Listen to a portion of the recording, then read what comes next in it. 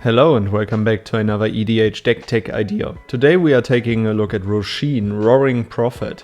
It is a 4 mana 4/4 and when it enters the battlefield mills 6 cards. You may put a card with X in its mana cost from among them into your hand. You can also tap it and reveal any number of cards with X in their mana cost in your hand. You add 2 colorless for each card revealed this way, but you can only spend this mana on costs that contain X. We are going to build Rosheen around a lot of X spells, as we want to use her tap ability over and over again to generate a lot of value, bring powerful creatures into play, or we also cast powerful instant and sorcery spells.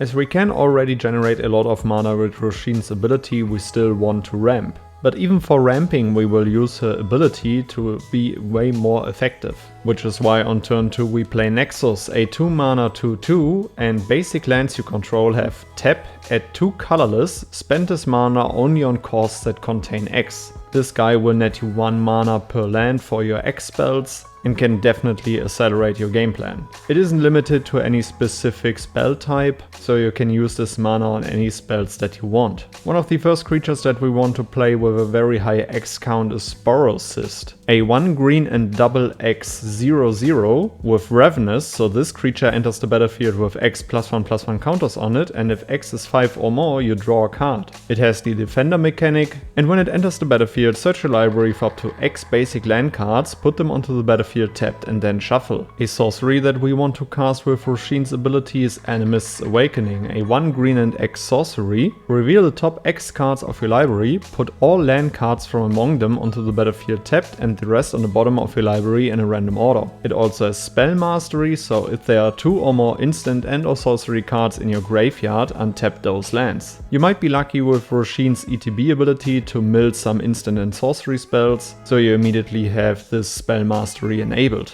We play Elementalist's Palette, a 3 mana artifact, and whenever you cast a spell with X in its mana cost, put 2 charge counters on Elementalist's Palette. We can tap it to add 1 mana of any color, and we can tap it to add 1 colorless for each charge counter on it, but you can only spend this mana on costs that contain X. We absolutely have no problem with that, as this is exactly what we are going to do, and this one can get out of hand really quickly. We play Astral Cornucopia, a 3 X artifact, and it enters the battlefield with X charge counters on it. We can tap it to choose a color, add 1 mana of the chosen color for each charge counter on Astral Cornucopia. This is not the cheapest mana rock, but in this deck it definitely makes sense. We play Open the Way, a 2 green and X sorcery, and X can't be greater than the number of players in the game. So in the best case you will cast this for X = 4 and reveal cards from the top of your library until you reveal X land cards, put those lands onto the battlefield tapped and the rest on the bottom of your library in a random order.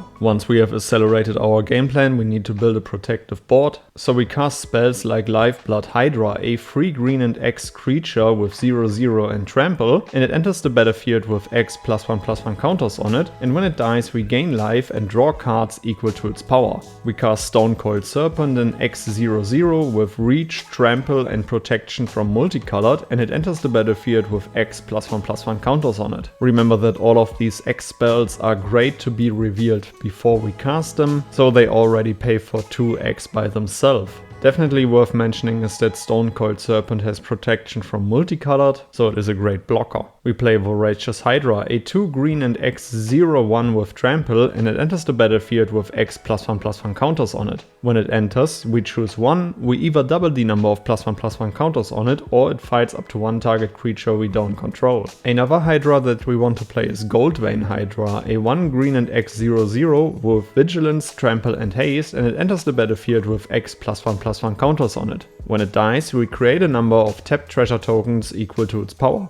To flood our board with tokens we play Tervigon. It is a 2 mana and X Tyrannid with 0/0 and also Ravenous and Trample, and whenever it deals combat damage to a player, create that many 1/1 green Tyrannid creature tokens. One of our top end creatures is Primordial Hydra, a 2 green and X/0/0, and it enters the battlefield with X +1/+1 counters on it. At the beginning of your upkeep, double the number of +1/+1 counters powers on Primordial Hydra. It has Trample as long as it has 10 or more +1/+1 counters on it. Along the way we still have to deal with the board and remove artifacts or enchantments, so we play cards like Aberrant, a 2 mana and X/0/0 with Ravenous and Trample, and when it deals combat damage to a player, destroy target artifact or enchantment that player controls. We can also cast Pest Infestation, a 1 green and double X sorcery, destroy up to X target artifacts and or enchantments, and you create twice X 1/1 black and green pest creature tokens with when this creature dies you gain 1 life. Another Hydra that we want to play is Steelbane Hydra, a 2 green and X/0/0, and it enters the battlefield with X +1/+1 counters on it. For 3 mana and removing a +1/+1 counter from it, destroy target artifact or enchantment. And one of the most powerful artifact and enchantment removal spells in this deck is Rampaging Jar Guai, a 3 green and X 2/2 with Vigilance and Trample, and it enters the battlefield with X +1/+1 counters on it. When it enters the battlefield, destroy any number of target artifacts and or enchantments with total mana value X or less. Once we have established a powerful board, we will cast powerful instant and sorcery spells to close out the game. So we play Comet Storm, a 2 red and X instant with multi-kicker 1,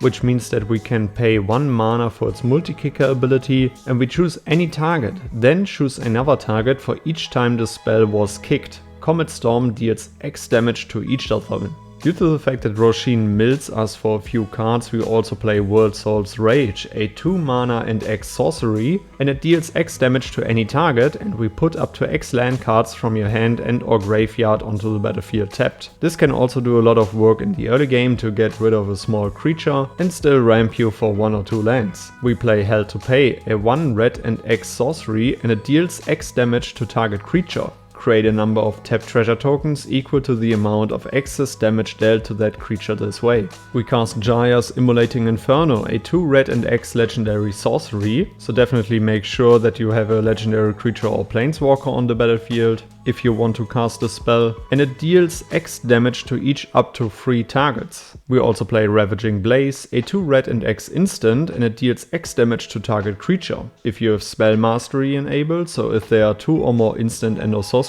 cards in your graveyard, it also deals X damage to that creature's controller. Since we are playing X spells, we also have to play Cracker with Power, a 2 red and 3 X sorcery, and Cracker with Power deals 5 times X damage to each up to X targets. You want to win more? You get it. You definitely have to play Unbound Flourishing, a 3 mana enchantment, and whenever you cast a permanent spell with a mana cost that contains X, double the value of X. This is going to be extremely powerful for all of your permanent spells, and most likely all of your creature spells. And whenever you cast an instant or sorcery spell or activate an ability, if that spell's mana cost or that ability's activation cost contains X, copy that spell or ability. You may choose new targets for the copy. As I have just featured Cracker with Power, Unbound Flourishing and Cracker with Power are a really nasty combo that can win you the game on the spot. Alright guys, these were a few cards that I will play in Rosheen, Roaring Prophet. Let me know down in the comments below which cards you would add to the deck, which legendary creature I shall feature next, and then I would say see you on the next one. Goodbye guys.